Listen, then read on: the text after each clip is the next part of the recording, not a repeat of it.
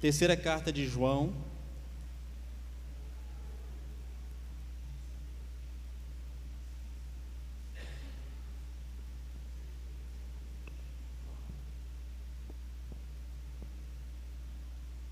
Amém? Vamos ler? Diz assim, aliás, eu lerei. O presbítero ao amado Gaio, a quem eu amo na verdade. Amado, peço a Deus que tudo corra bem com você e que esteja com boa saúde, assim como vai bem a sua alma. Pois fiquei muito alegre quando os irmãos vieram e deram testemunho de que você é fiel à verdade e vive de acordo com a verdade. Não tenho maior alegria do que esta, a de ouvir que meus filhos vivem de acordo com a verdade. Amado, você tem sido fiel no que faz pelos irmãos, mesmo quando são estrangeiros. Estes deram testemunho diante da igreja do amor que você tem. Você fará bem encaminhando-os em sua jornada de um modo que agrada a Deus, pois foi por causa do nome, pelo menos na minha Bíblia está em maiúsculo, está vendo lá? No meio da frase um nome, uma palavra em maiúsculo, e a gente sabe que nome é esse, sim ou não? Por causa do nome de Jesus. E foi por causa do nome que eles saíram sem receber nada dos gentios. Portanto, devemos acolher esses irmãos, para que nos tornemos cooperadores com eles na proclamação da verdade. Escrevi algumas palavras à igreja, mas Diótrefes, que gosta de exercer a primazia entre eles, não nos dá acolhida. Por isso, quando eu for aí, farei com que se lembre das obras que ele pratica, proferindo contra nós palavras caluniosas. E não satisfeito com isso, ele não recebe os irmãos, impede os que querem recebê-los e os expulsa da igreja. Amado, não imite o que é mal, e sim o que é bom. Quem pratica o bem procede de Deus, quem pratica o mal jamais viu a Deus. Quanto a Demétrio, todos dão testemunho dele, até a própria verdade, e nós também damos testemunho, e você sabe que o nosso testemunho é verdadeiro. Muitas coisas tinha para lhes escrever, mas não quis fazê-lo com tinta e pena, pois espero vê-lo em breve, então conversaremos pessoalmente. A paz esteja com você. Os amigos mandam saudações, de saudações aos amigos, um por um. Oremos. Pai, mais uma vez oramos nessa noite, ó Deus, agradecidos ao Senhor, por estarmos aqui, Senhor, diante da Tua palavra, diante do texto ao qual fora lido, texto tão maravilhoso, tão significativo, tão importante. E eu acredito que o Senhor tem uma palavra de Deus nos nossos corações, que o Senhor tem uma palavra a cada um de nós, segundo as nossas necessidades. Venha abençoar esse ambiente, venha abençoar os nossos corações, venha abençoar cada um de nós que estamos aqui, porque eu sei que o mais interessado é o Senhor, que aprendamos mais sobre Ti mesmo, que aprendamos mais sobre a Tua palavra. O Senhor é o mais interessado que nós saiamos aqui dessa noite convicto da Tua mensagem e o desejo que o Senhor tem para com cada um de nós nessa noite. Obrigado, Senhor, por essa palavra e a Tua igreja, e nós oramos em nome de Jesus, amém? Se você nunca leu um livro inteiro da Bíblia, então você já pode morrer em paz, porque foi justamente o que acabamos de fazer. Lemos um livro inteiro da Bíblia, amém? Esse definitivamente não é o menor de todos os livros. Se você for ler um livro anterior, provavelmente 2 João é o livro menor que nós temos em toda a Bíblia. Então, se já quiser ler 2, você chega em casa, lê 2 João. Você não vai gastar 5 minutos. Então, se o seu problema era esse, de morrer em paz, sem que antes lesse um livro da Bíblia, então você está livre para morrer. Amém? Terceira carta de João, a gente sabe que esse João aqui é o apóstolo. E a gente sabe também que João não escreveu só essa carta, ele escreveu pelo menos 5 livros. João, o apóstolo, escreveu o Evangelho, que a gente tem ali, no comecinho do Novo Testamento, já um livro um pouco grande, em vista das suas cartas. João escreve a primeira carta, que leva o seu nome, a segunda carta, que também leva o seu nome, e essa carta que acabamos de ler, que também leva o seu nome. E tudo indica, né, que os estudiosos, a maioria, chegam à conclusão que o apóstolo João também escreveu o livro de Apocalipse. Então 5 livros aí pelo menos nós temos escritos pelo apóstolo João. E João escreve a terceira carta, porque ele já havia escrito a primeira e a segunda carta. Essa terceira carta é endereçada a um camarada chamado Gaio. E percebe a afinidade, percebe a amizade que há entre o apóstolo João e Gaio, quando ele começa na introdução dizendo, o presbítero, se referindo a si mesmo, João, o apóstolo, o presbítero, ou o pastor, ou o bispo, ao amado Gaio, a quem eu amo na verdade. Percebe o carinho que o apóstolo João tem pelo Gaio? Que coisa bonita, né? E ele está escrevendo essa carta para Gaio para encorajá-lo a continuar recebendo os irmãos pregadores itinerantes que passavam por aquela região. E aí a gente não sabe definitivamente que região é essa, porque o texto não vai dizer. A gente sabe, né, tem suposições que talvez essa região onde Gaio mora, e esses 2 outros personagens, nós vamos falar sobre eles também nessa noite, o apóstolo João está falando, provavelmente era uma região próxima da cidade de Éfeso, que a gente sabe que Éfeso era a cidade onde João morava, e a igreja de Éfeso era a igreja que João frequentava. Imagina uma igreja dessa, hein? Participar de uma igreja onde um membro dessa igreja, nada menos, nada mais do que o apóstolo João.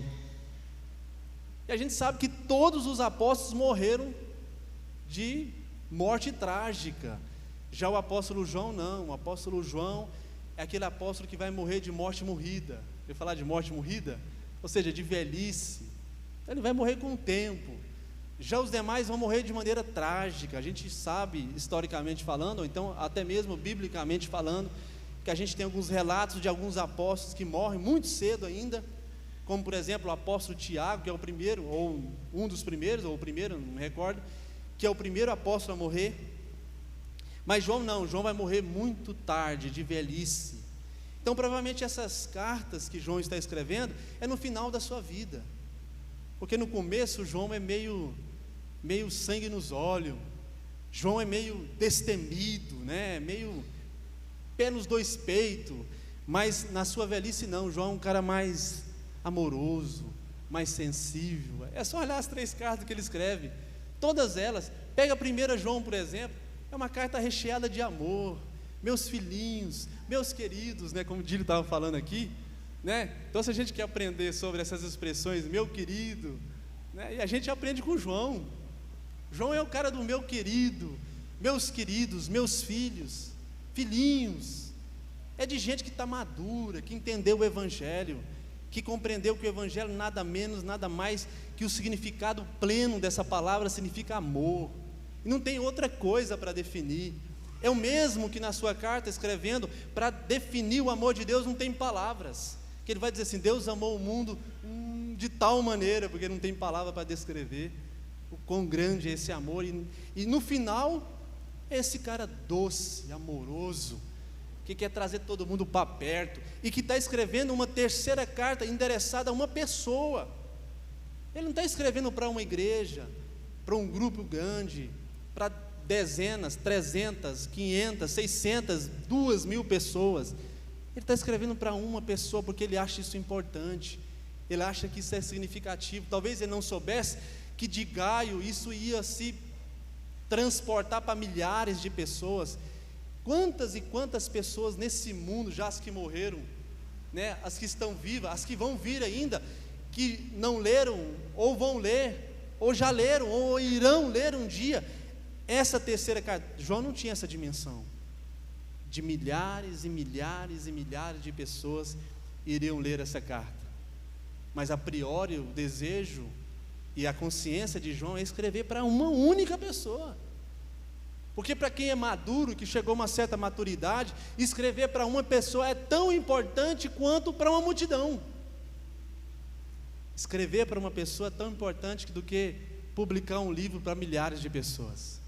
Isso é de quem é maduro, quem entendeu e compreendeu o verdadeiro significado do Evangelho.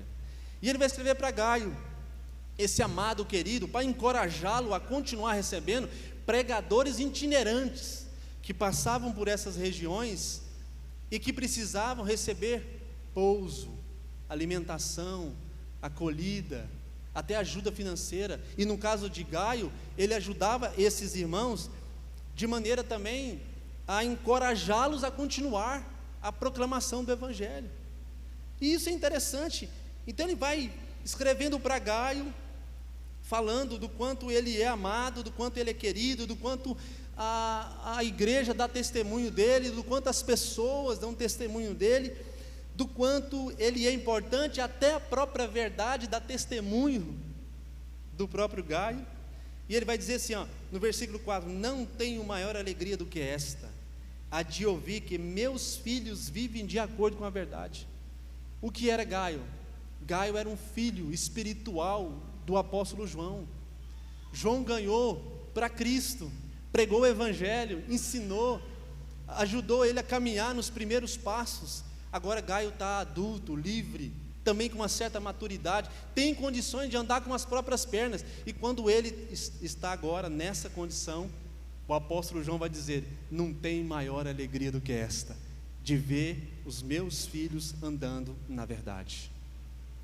Eu acredito que esse é o desejo do coração de muitos pais, é ensinar os filhos, ensiná-los nas pequenas coisas, pegar na mão, escrever, ajudar, levar para a escola e muitas outras coisas importantes que a gente pode fazer com nossos filhos, contar história, falar de Jesus e tal. Mas o dia que a gente ver os nossos próprios filhos andando com as próprias pernas, a gente poderá dizer como João: não há maior alegria do que esta. E aí ele vai dizer o seguinte, a partir do versículo 5: amado, você tem sido fiel pelo que faz pelos irmãos, mesmo quando são estrangeiros. E quem são os estrangeiros? São os não judeus. Quem não era um judeu era um estrangeiro. E a gente sabe a dificuldade que os judeus tinham de reconhecer que o Evangelho também era para os não judeus.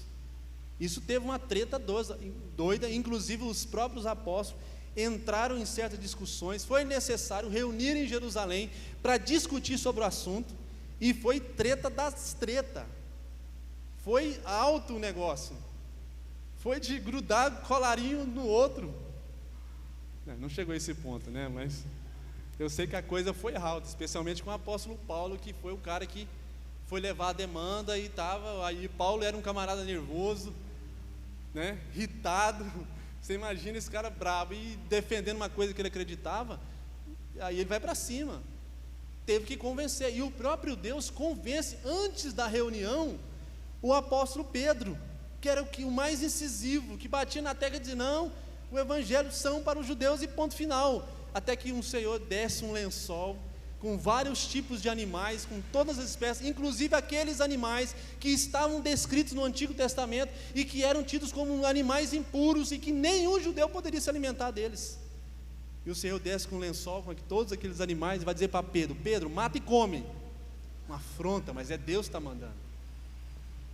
E aí ele vai ficar convencido que o Evangelho também é para os não judeus, para os gentios, ou para os estrangeiros. E aí, mas ainda tem uns caras marrentos, tem uns caras mais marrentos do que Pedro, e que vão continuar com essa ideia de que o Evangelho não cabe para os não judeus. E aí João vai dizer: o que você faz pelos irmãos é digno de louvor. Eu tenho orgulho do que você, em bom sentido, orgulho do que você tem se tornado e o que você tem feito pelos irmãos, especialmente pelos gentios, que eram aceitos por alguns e rejeitados por outros, que era aceito em umas igrejas e rejeitado em outras. Mas Gaio, como aprendeu e bem aprendido do apóstolo, do seu pai, o apóstolo João, sabe que o evangelho não pode fazer acepção de pessoas. E ele vai dizer isso: o que você tem acolhido esses irmãos, e esses irmãos estrangeiros, gentios, têm voltado e dado testemunho de você. E eles têm dito o seguinte: estes deram testemunho diante da igreja no amor que você tem. Você fará bem encaminhando-os em sua jornada, de modo que agrade a Deus, pois foi por causa do nome, percebe? Maiúsculo, por causa do nome, que eles saíram sem receber. Ouça isso, pelo amor de Deus. Sem receber do nome, saíram sem nada aceitar dos gentios.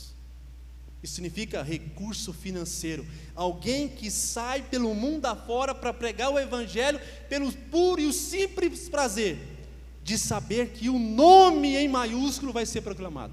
Só isso.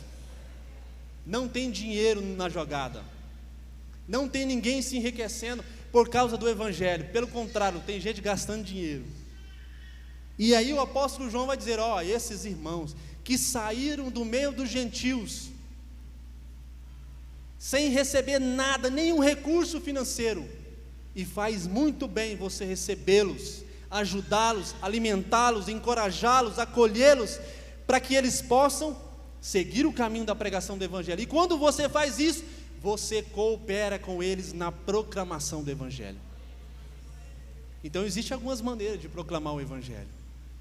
Talvez você não consegue proclamar o evangelho no microfone, talvez você não consegue proclamar o evangelho fazendo missão transcultural, talvez você não consegue pregar o evangelho com palavras, mas existe 1001 maneiras de nós proclamarmos ou cooperarmos na proclamação do evangelho, ajudando, acolhendo, amando, servindo, dando o braço amigo, orando, intercedendo por essas pessoas, ajudando financeiramente. Então existem muitas maneiras, e a gente não o faz porque a gente não quer.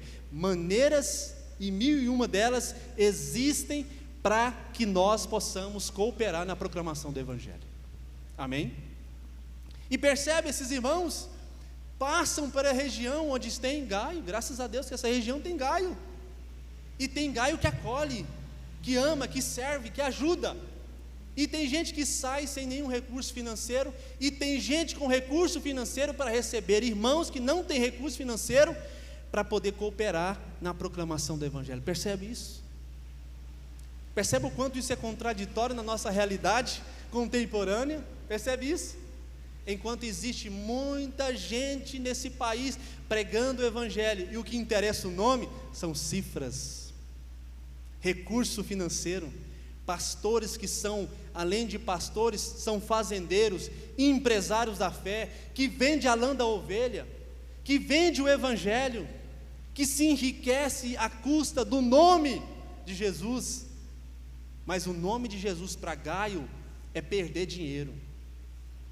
O nome de Jesus para esses irmãos que estão vindo sem nada, de receber nada para eles, significa o quê? Sair pelo mundo afora, justamente vivendo na disposição e na graça de irmãos como Gaio, pura e simplesmente, porque o desejo e o desejo do coração desses irmãos é proclamar o evangelho. Só que Deus cuida, irmão. Viver pela fé é isso. Viver pela fé é ter a sua vida na dependência única e exclusiva de Deus. Não é saindo pedindo dinheiro nas igrejas, vendendo apostila, vendendo livros, vendendo CD, inclusive mal gravados, inclusive, e vivendo aí, cobrando ofertas enormes pelas igrejas, e comprando carro importado, comprando fazenda, sendo empresários da fé. Isso não é viver pela fé. Viver pela fé é sair sem recurso financeiro e depender única e exclusivamente de Deus. Isso é viver pela fé. Então não queira viver pela fé. Se você não está disposto a passar o que esses irmãos estavam passando, e viver e sobreviver à custa de irmãos como Gaio, que estava aqui e acolá, não viva pela fé, porque viver pela fé é depender de Deus.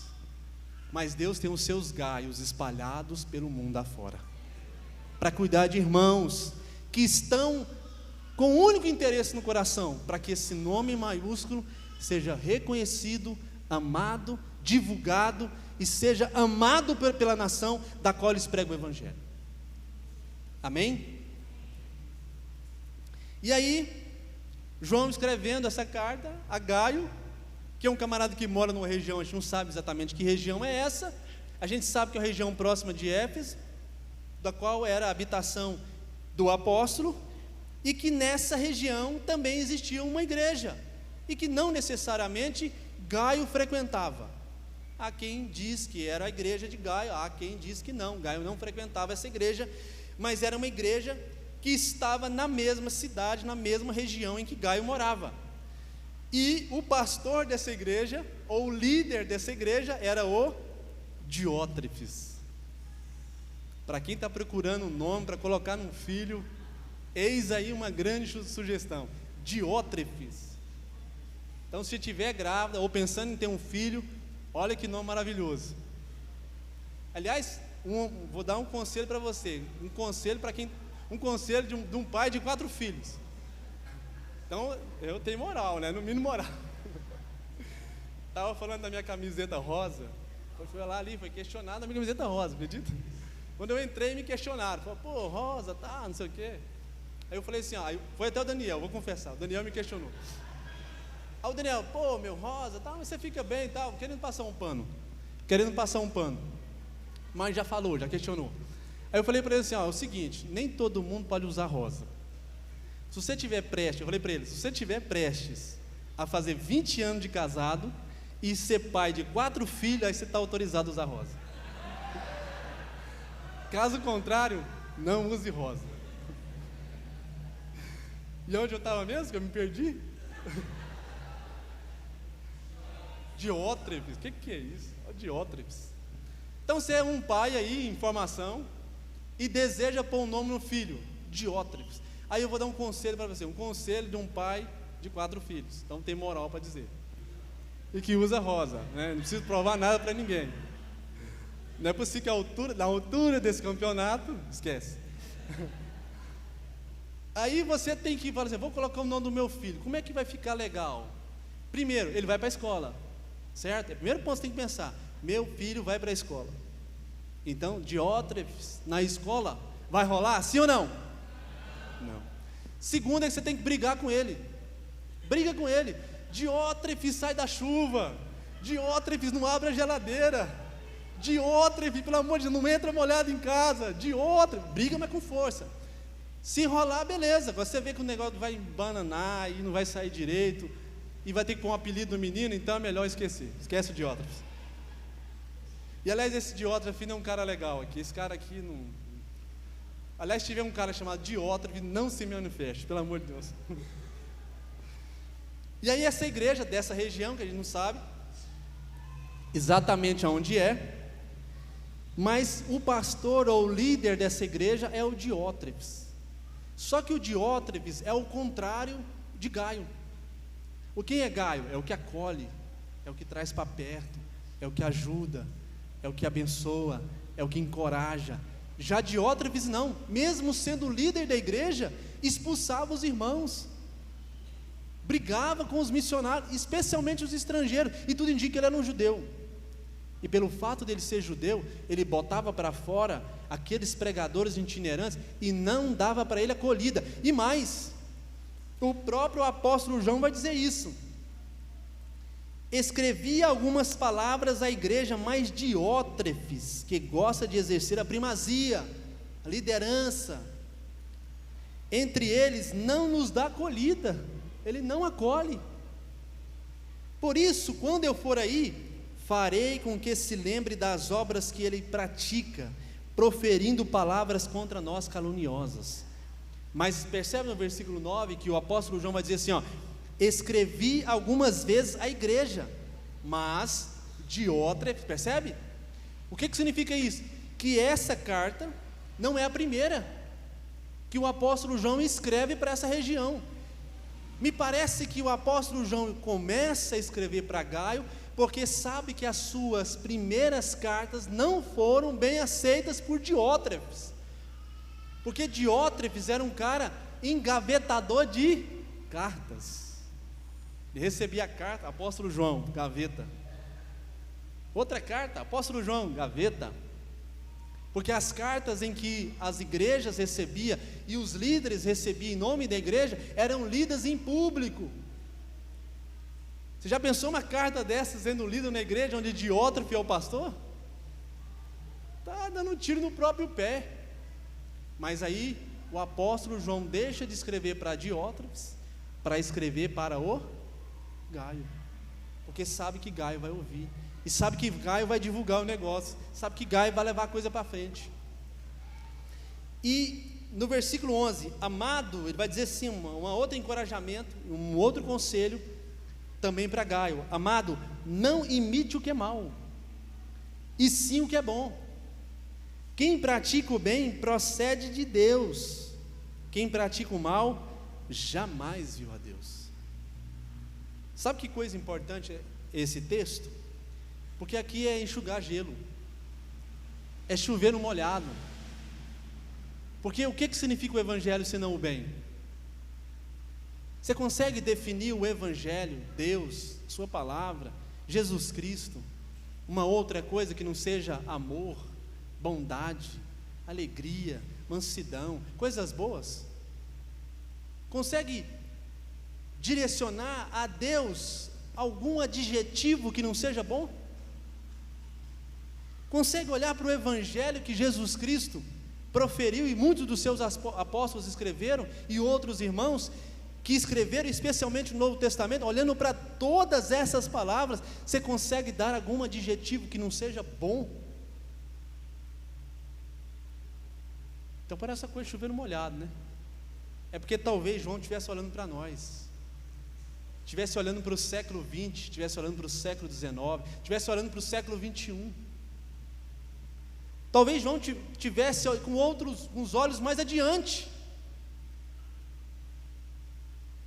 que nós não percebemos muitas vezes. Mas hoje não deveria ser, mas a gente precisa atrelar o evangelho com bondade. Percebe isso? A gente tem que gastar tempo pregando e falando que o evangelho é bom. A gente tem que escumar o canto da boca para dizer que Deus é bom. A gente tem que implorar para as pessoas acreditar que Deus é bom, que Deus é bom e que aqueles que fazem bem procedem de Deus. A gente tem que plantar bananeira para o povo acreditar, porque infelizmente nesse tempo, e eu sei que eu acredito que nós estamos evoluindo, inclusive, tivemos tempos piores, mas ainda assim há uma certa regressão no que diz respeito a gente afirmar que o evangelho é bom, que Deus é bom, e quem pratica o bem é de Deus.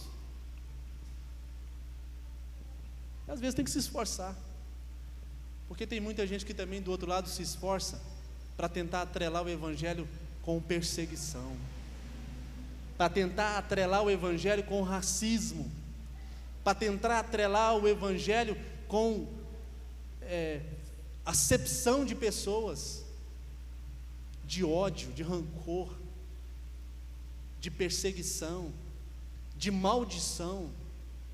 Cristãos que atrelam e que pregam esse tipo de coisa, um Deus que é perseguidor, que é mau, que está esperando você cometer o primeiro desatino na sua vida para te fulminar, para acabar com a sua história, para acabar com a sua vida. Isso não é Deus, porque Deus é bom e definitivamente bom, e ninguém pode mudar isso. E todos aqueles, diz o texto, não sou eu, todos aqueles que praticam o bem procede de Deus. Ao contrário, nunca ou jamais viu a Deus. Porque eu esqueci do outro personagem, o Demétrio. O Demétrio aparece aqui do nada. Parece estar descontextualizado. Ele está falando de um negócio, falando para Gaio, depois fala de outra. De outra tem um contexto. Depois ele fala assim, mas quanto a Demétrio? Por que quanto a Demétrio? Porque o Demétrio era parceiro de Gaio. Demétrio era um cara que acolhia, que amava, que servia tanto quanto Gaio. Só que Demétrio, a gente sabe que fazia parte da mesma igreja de Diótrefes. E também uma coisa importante da gente analisar. Por quê? Demétrio. Aí é um bom nome para você pôr no seu filho. Pode pôr com firmeza. Demétrio é bom. Demi, aí Demi, sai da chuva, Demi. Não abre a geladeira, Demi. Demétrio, tem um colega que trabalha comigo no aeroporto. Demétrio, ele não passa nessa porta aí, ó. Chama um gigante. Gente boa, então pode pôr o nome de Demétrio. E o Demétrio aparece do nada. E ele vai dizer assim: quanto a Demétrio, todos dão um bom testemunho dele, até a própria verdade. E nós damos testemunho. E você sabe que o nosso testemunho é verdadeiro. Isso isso João está dizendo o seguinte: que na mesma igreja que tem Diótrefes, tem Demétrio. Pensa numa igreja que você nunca entraria. Pensa aí, em voz baixa, pelo amor de Deus. Está gravando inclusive ali. Pode ser que saia nos áudios. Pensa numa igreja que você nunca entraria. Tem Demétrio nessa igreja. Pensa no lugar que você pensa, Deus não está aí. Aqui não tem jeito. Nesse ambiente não tem jeito. Nessa comunidade não tem jeito. Tem Demétrio. Porque Deus tem os seus Demétrios em vários cantos desse país. Tem Diótrefe, tem de monte. Diótrefe de Baciada. Garanto para você que Demétrio não tão de Baciada, mas tem muitos Demétrios também. Então talvez você está olhando aqui, sentado numa igreja que você gosta de ouvir a palavra, você gosta das músicas, mas está preocupado com o irmão que está lá na igreja que você nunca entraria. E pensa, meu Deus, está perdido. Não, não está perdido.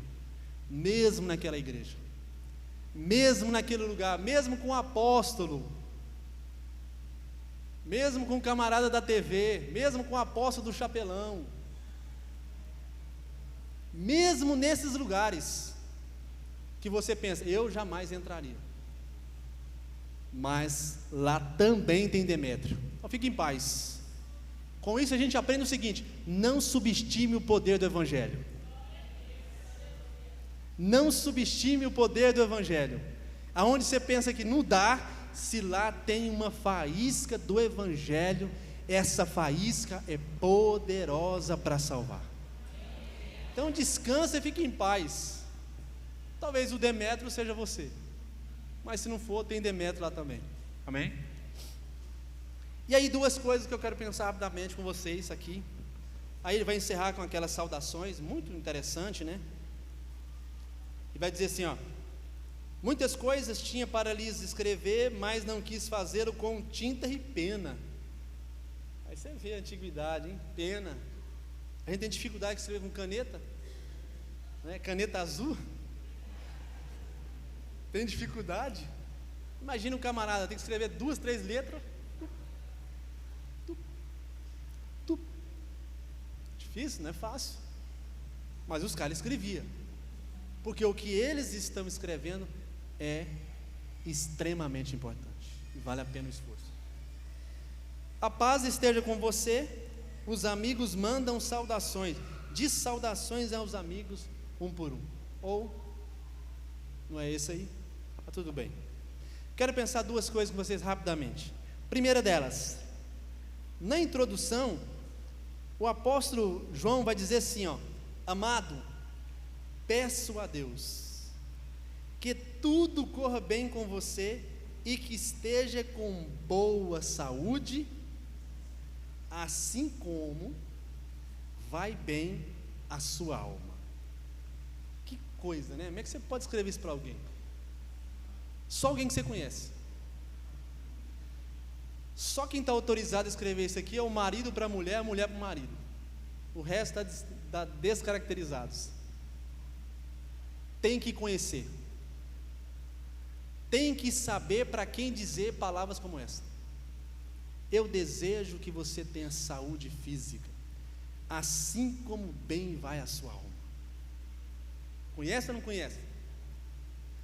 Porque se a gente olhar o texto e tentar fazer uma interpretação só desse texto, a gente vai entender o seguinte: que o apóstolo não sabia exatamente como ia a saúde física de Gaio, mas ele tinha certeza absoluta de que a sua saúde espiritual ia muito bem, obrigado.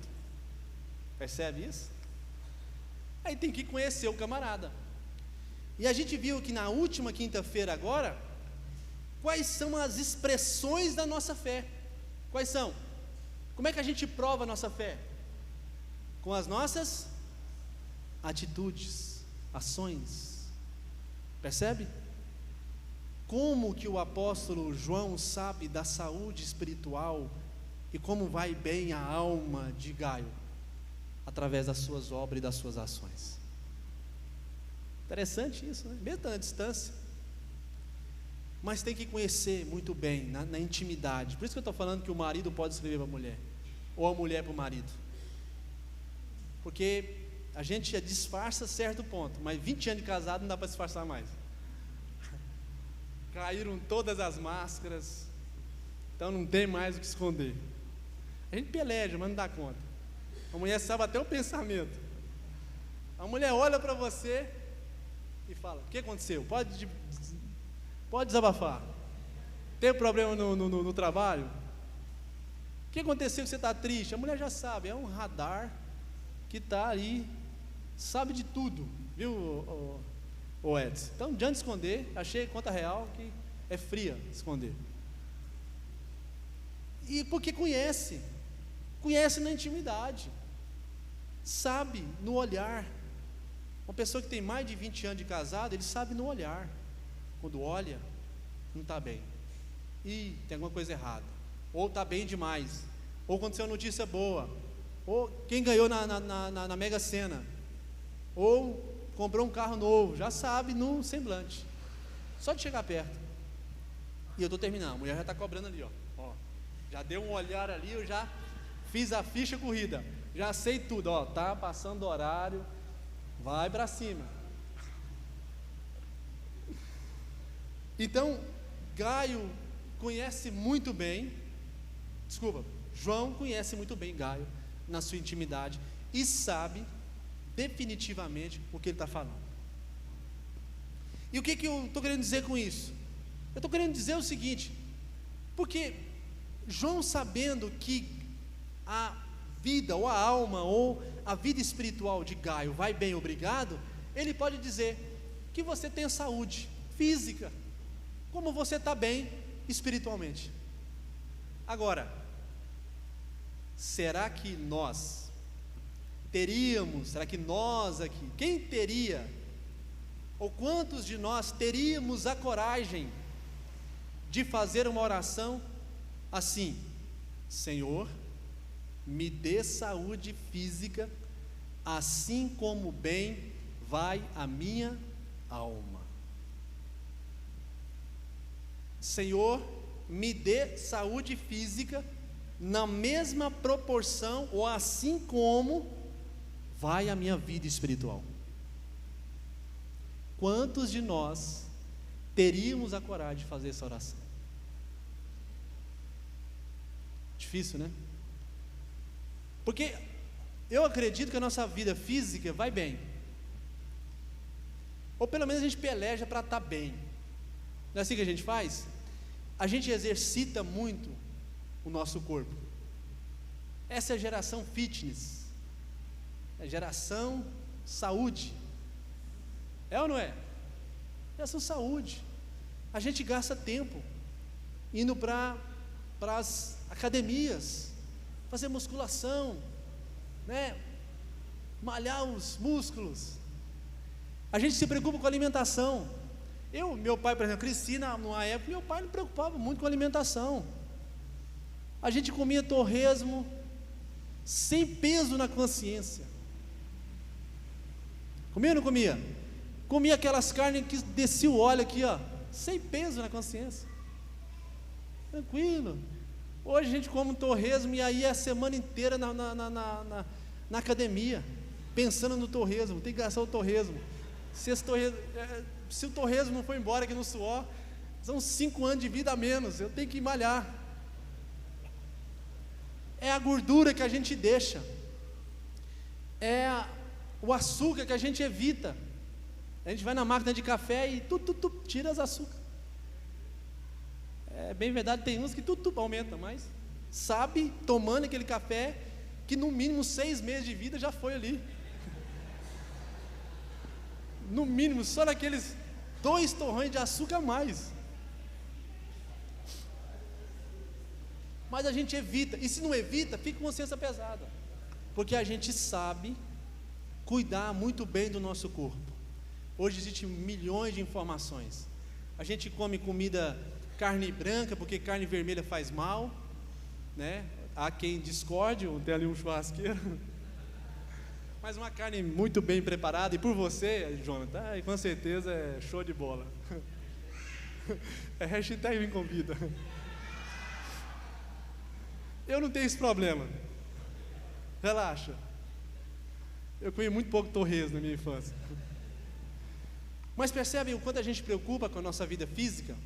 É academia, musculação, a gente evita um monte de coisa e tal, e etc. Para quê? Para manter a saúde física legal. A gente se alimenta 2, 3 vezes no dia, um café reforçado, o almoço, a janta. A gente se preocupa com a alimentação, a gente preocupa em se alimentar o corpo. A gente começa a ficar meio tonto, opa, tem que comer, porque senão eu vou passar mal, e coisas do tipo. A gente se preocupa com a nossa vida física, sim ou não? Mas será que a gente tem a mesma preocupação de alimentar a nossa vida espiritual? Ela também carece. A minha vida física, aqui era traduzida por alma, como vai bem a sua alma, mas era traduzida como a parte espiritual de Gaio. Então tem que ter um equilíbrio, senão a gente fica forte fisicamente e raquítico espiritualmente.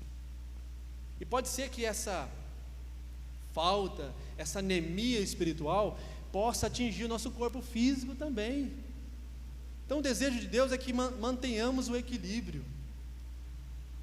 E as formas, isso você sabe, nasceu na igreja, estar falando o tempo todo, é oração, é meditação, é estar no meio dos irmãos, é comunhão. São formas de a gente alimentar o nosso espírito. Para quê? Para estar tão bem fisicamente quanto espiritual, e isso vice-versa. Para a gente ter essa coragem de poder falar: Senhor, me dê saúde física na mesma conformidade que vai bem a minha alma, e a minha alma vai bem, obrigado. E o último ponto, eu encerro aqui. Amado, você tem sido fiel no que faz pelos irmãos, mesmo quando são estrangeiros. Percebe que João deveria dizer mesmo quando são estrangeiros? Sim ou não? Parece, bom, você está colhendo os irmãos, acabou. Mas ele faz questão de pontuar, mesmo quando são estrangeiros, porque o tal do Diótrefes não acolhia esses irmãos. Sabe o que significa isso? Significa dizer o seguinte: que os estrangeiros que eram expulsos da igreja da qual Diótrefes era o pastor, era acolhido por Gaio. Então Gaio acolhia aqueles que eram desacolhidos. Gaio assistia aqueles que eram desassistidos. Gaio trazia para perto aqueles que eram afastados para longe. Então Gaio entendeu muito cedo que o Evangelho não faz acepção de pessoa. E o que significa isso? Significa dizer o seguinte: Que tipo de igreja, e é o que eu quero pensar no segundo ponto, encerra aqui. Que tipo de igreja nós queremos ser? Uma igreja que acolhe ou que desacolhe? Uma igreja que agrega ou uma igreja que expulsa? Uma igreja que traz para perto ou que exclui? Uma igreja que faz acepção de pessoas ou uma igreja que não faz acepção de pessoas? Uma igreja que ama ou uma igreja que odeia? Uma igreja que serve ou uma igreja que dispensa vazio? Que tipo de igreja nós queremos ser?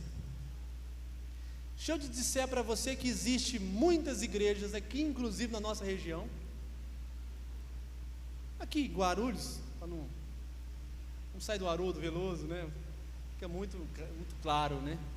Então, Guarulhos, se a gente sair nessa noite em Guarulhos, nós vamos perceber que existem muitas igrejas que estão sendo dirigidas por diótrefes. Mas muita, não é pouca não. Muitas igrejas nesse país que estão sendo dirigidas por diótrefes. E que tipo de igreja nós queremos ser no meio em que tem muitos diótrefes liderando muita gente? Uma igreja alternativa.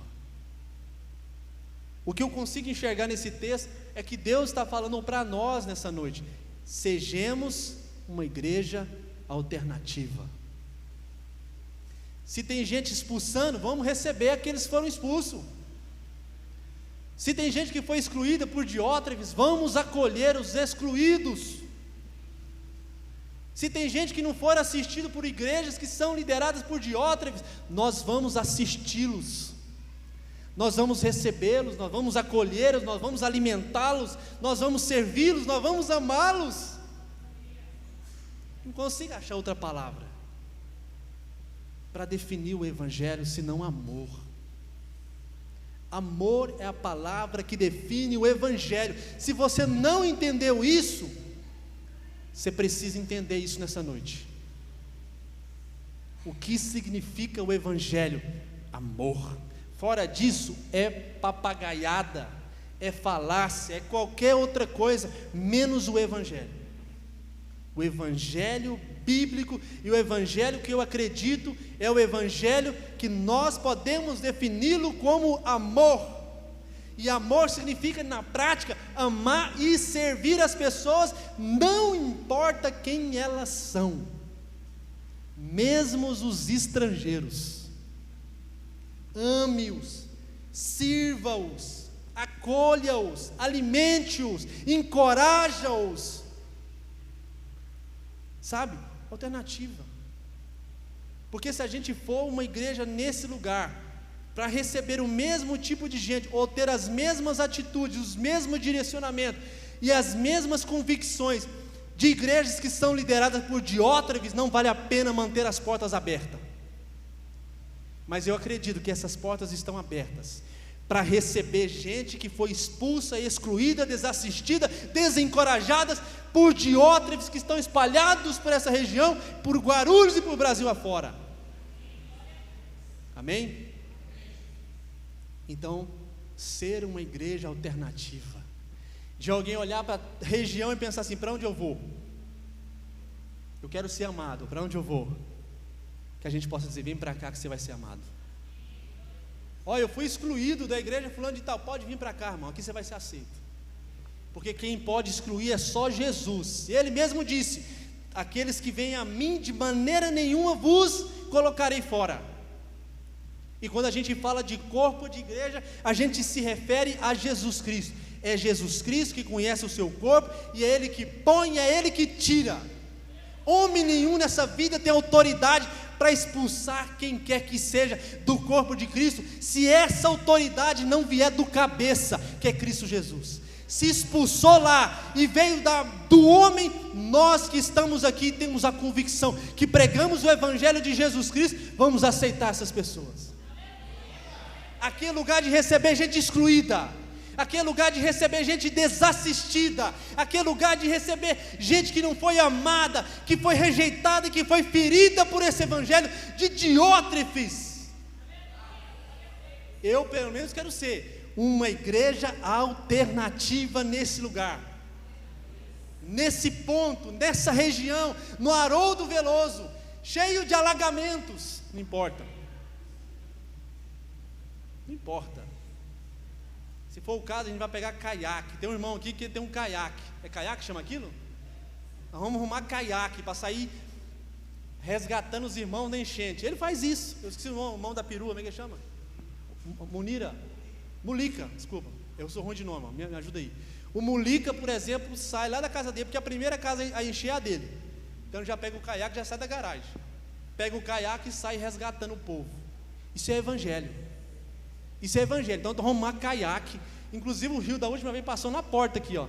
É só empurrar o caiaque até na porta e já sair resgatando o povo. Sabe, isso é só uma ilustração. Tem muita gente se afogando nas enchentes desse evangelicalismo moderno, desse evangelho inoperante, desse evangelho que só vê cifra na frente. Tem muita gente se afogando e estão ilhadas por causa dessa enchente maldita do inferno. Mas nós em Cristo Jesus, se for para pegar caiaque, nós vamos sair buscando os perdidos, os ilhados, os que estão desassistidos, e trazer para onde de fato, quem de fato pode acolhê-los, que é Jesus Cristo. Amém? Sejamos uma igreja alternativa para essa região, onde nós estamos, para receber gente. E muita gente está chegando, hein? Tem que comprar cadeira nova. Nós vamos ter que fazer uma campanha de cadeiras novas, porque tem gente que ficou em pé. Se todo mundo sentar, não cabe. Por quê? Porque alguma coisa boa o povo está vendo na sua vida, alguma transformação de Deus o povo está vendo na sua vida, que quando você convida, vem. E quando muitas vezes vem, fica. Por quê? Porque estão enxergando que nós estamos fazendo o bem. E o texto está dizendo: e os que fazem o bem são de Deus. Você é de Deus, nós somos de Deus. E se nós somos de Deus, nós não temos a quem temer.